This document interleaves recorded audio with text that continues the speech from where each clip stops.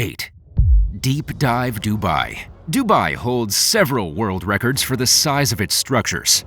It's home to the tallest building on Earth, the Burj Khalifa, as well as the world's largest shopping mall. The city added the world's deepest swimming pool to its list of massive structures in 2021, with the completion of Deep Dive Dubai.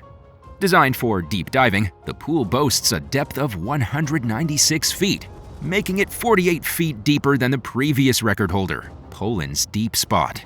It holds 14 million liters of fresh water, roughly the equivalent of 6 Olympic-sized swimming pools. The deep dive attraction was reportedly the brainchild of Dubai's crown prince, Sheikh Hamdan bin Mohammed bin Rashid Al Maktoum, who's an avid diver. Located within an oyster-shaped building, the pool is kept at a comfortable 86 degrees Fahrenheit. It's filled with a so-called underground city for divers to explore. The submerged structures were built to look like abandoned apartments, and there's even an underwater arcade with a foosball table, as well as motorbikes and other vehicles. Lighting and sound systems give different atmospheres to various parts of the pool, and it's also equipped to function as an underwater film studio. It was designed to accommodate divers of all skill levels, including beginners and seasoned pros. To ensure divers' safety, there are 56 security cameras installed throughout the pool, as well as a hyperbaric chamber for emergencies. Speaking with CNN, deep dive director Jared Jablonski said that the deep diving pool is much more interesting than others, not only for its record-breaking depth and size, but because of the unique fixtures within it. Visiting isn't exactly cheap, with beginners packages starting at around $500, 800 AED, but it's supposedly worth doing so at least once. 7.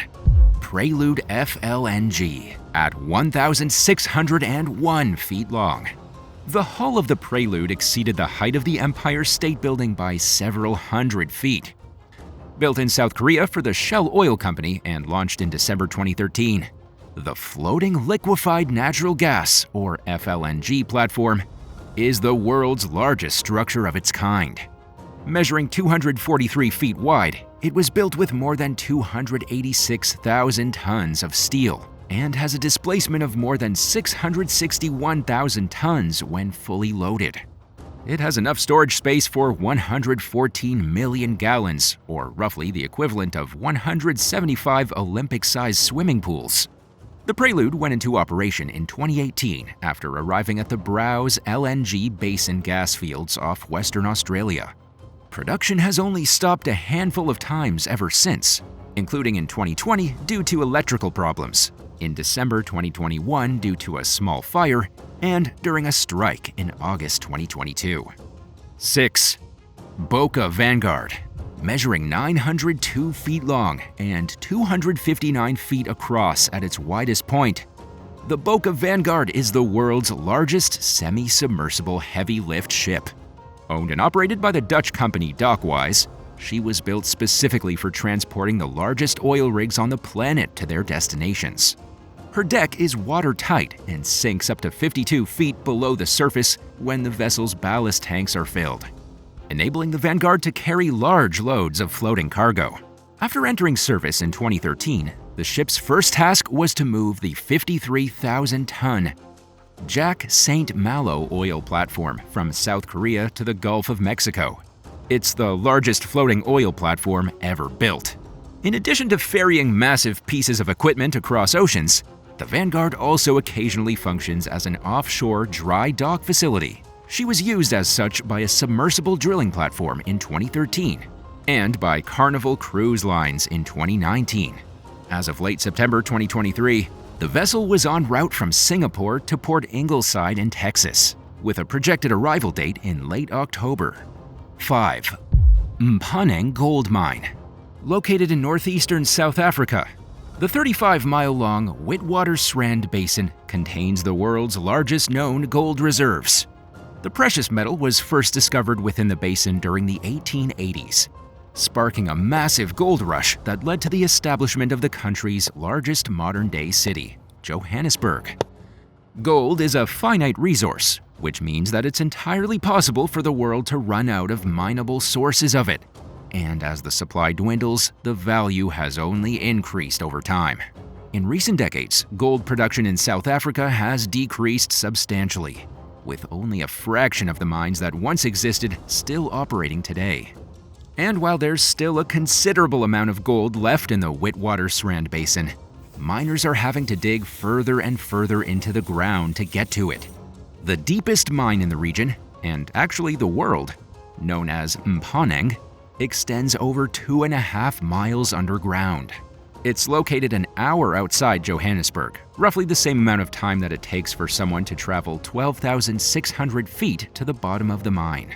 The journey begins in the world's tallest elevator, which consists of 3 levels of steel cages that can hold up to 150 people at a time total. It travels at 40 miles per hour, transporting its riders nearly 7,500 feet down in just 3 minutes. As many as 4,000 workers use the elevator daily, and a second elevator takes them the rest of the way down.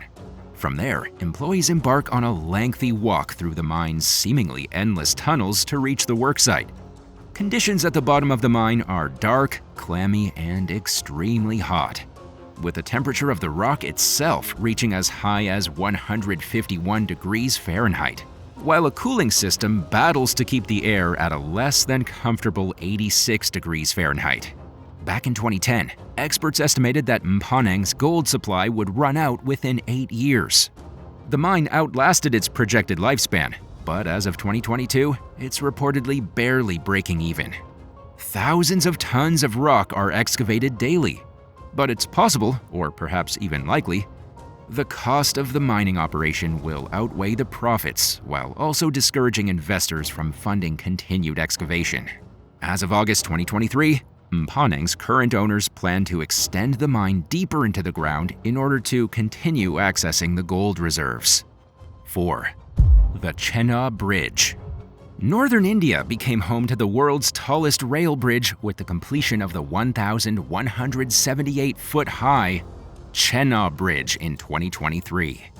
Located in the country's Jammu and Kashmir region, the structure is slated to open to visitors in late 2023 or early 2024, more than 2 decades after plans for the bridge were originally put into place. The original plans called for the bridge to be completed in 2009, but construction didn't even begin until 2010 due to delays over safety-related concerns. Officials hoped to finish the structure by 2015, but builders ran into additional complications, further pushing back the completion date.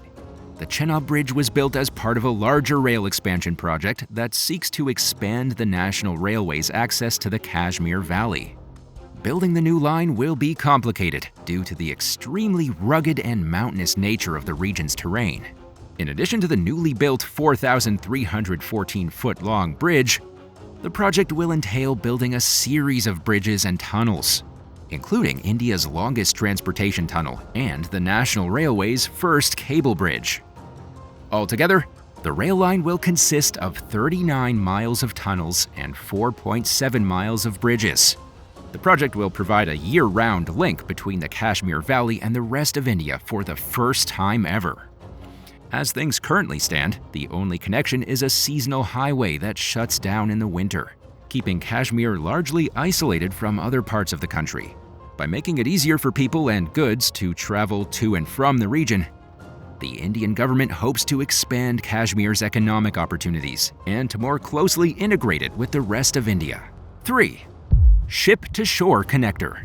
At 92 feet long and 48 feet wide, the ship-to-shore connector is considerably smaller than the Russian Zubr-class hovercraft, which is the world's largest vehicle of its kind. But the SSC is the United States Navy's largest amphibious landing vehicle, and the military claims that it's the most advanced hovercraft on Earth, which means that it makes up for what it lacks in size with state-of-the-art technology. Also known as a landing craft air cushion, or LCAC vehicle, it was conceptualized as the upcoming replacement for the Navy and Marine Corps' aging fleet of hovercrafts, which are nearing the end of their service lives. The SSC is designed to carry some of the military's heaviest cargo at speeds of up to 40.2 miles per hour and in waves of up to 4 feet high. owing to its 4 powerful but fuel-efficient Rolls-Royce engines. There's also a personal transport module that can be affixed to the vehicle, which can hold up to 180 passengers, or around 145 combat-equipped Marines. One of the key goals among the SSC's designers was to make amphibious landings easier by improving upon the capabilities of previous LCACs. According to the military, it can carry more than past hovercrafts while navigating into locations that were previously impossible to reach. The SSC can reportedly access more than 70% of the world's coastlines, which no other vehicle of its kind is capable of doing. Only a handful of SSCs have been built, as the project completes the tail end of its developmental stages. Plans call for 72 of the vehicles, which come with a projected service life of around 30 years. 2. Bingham Canyon. The Kennecott Copper Mine is the world's largest man-made excavation, as well as the deepest open-pit mine on Earth. It's located outside Salt Lake City in Utah's Oquirrh Mountains. Also known as Bingham Canyon, the mine measures 3,960 feet deep and 2.5 miles wide, occupying a total area of around 19 acres. Copper ore was first discovered at the site in 1848 by brothers Sanford and Thomas Bingham. Extraction began in 1863, and over 19 million tons of copper have been produced ever since, making Bingham Canyon the highest producing copper mine in history. By the 1920s, around 15,000 workers lived in communities surrounding the mine. These residential areas were eventually swallowed up by the constantly expanding pit, forcing locals to move further and further out over time. The mine's current owner, British-Australian corporation Rio Tinto, has undertaken efforts to expand the mine in recent years for the sake of extracting more copper ore. The company has invested billions into ensuring that the site will continue to operate at least until 2032, but its future after that remains largely uncertain. There have been numerous concerning incidents at the property, including a massive landslide in April 2013, and another smaller landslide that occurred 5 months later. Environmental pollution is also a major issue. Back in 1990, numerous homes throughout the area were found to be contaminated with high levels of lead and arsenic.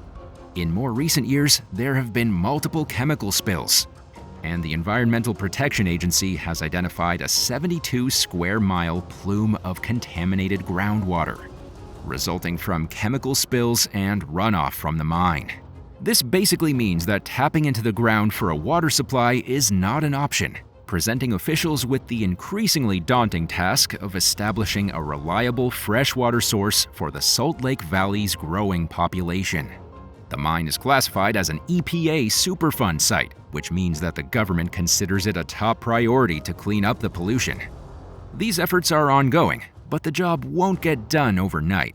In addition to growing fears over the hazards to the human population, experts have expressed concerns about the area's wildlife, which is also being exposed to dangerous chemicals.